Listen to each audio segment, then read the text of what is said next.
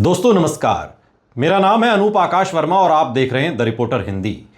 पश्चिम बंगाल विधानसभा चुनाव 2026 को लेकर जो ताज़ा ओपिनियन पोल और ग्राउंड रिपोर्ट सामने आ रही हैं, वो एक दिलचस्प और जटिल राजनीतिक तस्वीर पेश करती है। एक ओर बीजेपी लगातार अपने जनाधार को बढ़ाते हुए दिख रही है और कई सर्वे में उसे मजबूत चुनौतीकर्ता के रूप में दिखाया गया है, लेकिन दूसरी ओर ममता बनर्जी और उनकी party all India Trinamool Congress अभी भी सत्ता बरकरार रखने की स्थिति में दिखाई देती है। अधिकांश विश्वसनीय ओपिनियन पोल संकेत देते हैं कि टीएमसी को 155 से 190 सीटों के बीच समर्थन मिल सकता है, जबकि बीजेपी 95 से 115 सीटों के बीच रह सकती है।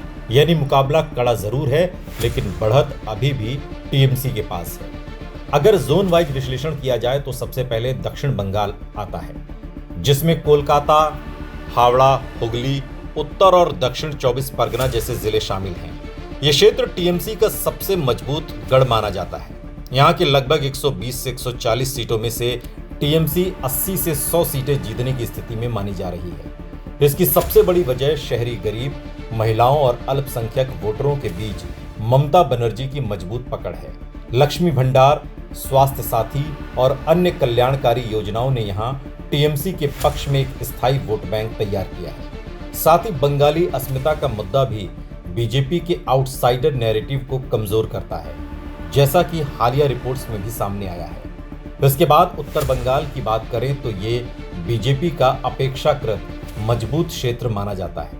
कूच बिहार, अलीपुरद्वार, जलपाईगुड़ी, दार्जिलिंग और उत्तर दिनाजपुर की सीटों पर बीजेपी ने पिछले चुनाव में अच्छा प्रदर्शन किया था। इस बार भी यहां पर 35 से 50 सीटों पर बीजेपी मजबूत मानी जा रही है, जबकि टीएमसी 20 से 30 सीटों पर मुकाबले में।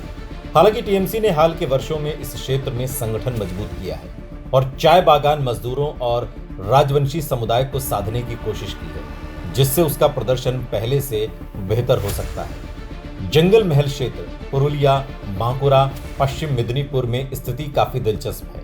2019 और 2021 में बीजेपी ने यहां काफी बढ़त बनाई थी, लेकिन उसके बाद टीएमसी ने डैमेज कंट्रोल करते हुए स्थानीय स्तर पर संगठन को मजबूत किया है। अब यहां लगभग 40 से 45 सीटों में से टीएमसी 20 से 25 और बीजेपी 10 से 15 सीटों पर मजबूत मानी जा रही है। ये क्षेत्र चुनाव का स्विंग जोन बन सकता है, जहां थोड़े वोट शिफ्ट से परिणाम बदल सकते हैं। मालदा और मुर्शिदाबाद सेंट्रल की सीटें टीएमसी के लिए निर्णायक साबित हो सकती हैं। यहां मुस्लिम आबादी 50% से अधिक है और ट्रेडिशनली कांग्रेस और लेफ्ट का प्रभाव रहा है, लेकिन पिछले चुनावों में टीएमसी ने यहां बड़ी सेंध लगाई थी। इस बार भी 50 से 60 सीटों में से टीएमसी 35 से 45 सीटें जीत सकती है, क्योंकि अल्पसंख्यक वोटों का बड़ा हिस्सा उसके साथ बना हुआ है। हालांकि एआईएमआईएम और आईएसएफ या हुमायूं कबीर की छोटी पार्टियां वोट कटवा की भूमिका निभा सकती हैं, लेकिन टीएमसी का आधार यहां भी मजबूत है। अगर पूरी तस्वीर को जोड़ें तो पश्चिम बंगाल की 294 सीटों में से टीएमसी की संभावित जीत का रास्ता कुछ इस तरह बनता है कि दक्षिण बंगाल में 80 से 100 सीट, उत्तर बंगाल में 20 से 30 सीट, जंगल महल में 20 से 25 सीट, मालदा मुर्शिदाबाद बेल्ट में 35 से 45 सीट, यानी कुल मिलाकर 155 से 190 सीटों तक पहुंच सकती है, जो बहुमत यानी कि 148 से ऊपर है। अब सवाल है कि बीजेपी बढ़त दिखाने के बावजूद सत्ता से दूर क्यों हो सकती है। इसका सबसे बड़ा कारण वोट का भौगोलिक वितरण है। बीजेपी के वोट कई जगह कनेक्टेड हैं, जबकि टीएमसी के वोट अधिकतर इवेंटली स्प्रेड हैं, जिससे उसे ज़्यादा फायदा मिलता है। दूसरा बड़ा फैक्टर यह है कि ममता बनर्जी की व्यक्तिगत लोकप्रियता। एक सर्वे के मुताबिक करीब 43% लोग उन्हें मुख्यमंत्री के तौर पर पसंद करते हैं, जो बीजेपी के नेताओं से काफी आगे है। तीसरा और सबसे महत्वपूर्ण फैक्टर है वेलफेयर प्लस महिला वोट बैंक। बंगाल में महिला वोटरों का झुकाव टीएमसी की ओर अधिक है, जिससे 2021 में भी निर्णायक भूमिका निभाई थी।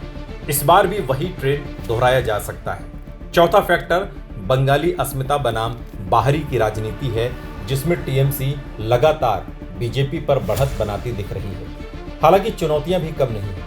एंटी इनकम्बेंसी, भ्रष्टाचार के आरोप, उम्मीदवारों की नाराजगी जैसे कुछ विधायकों का पार्टी छोड़ना और बीजेपी का आक्रामक अभियान।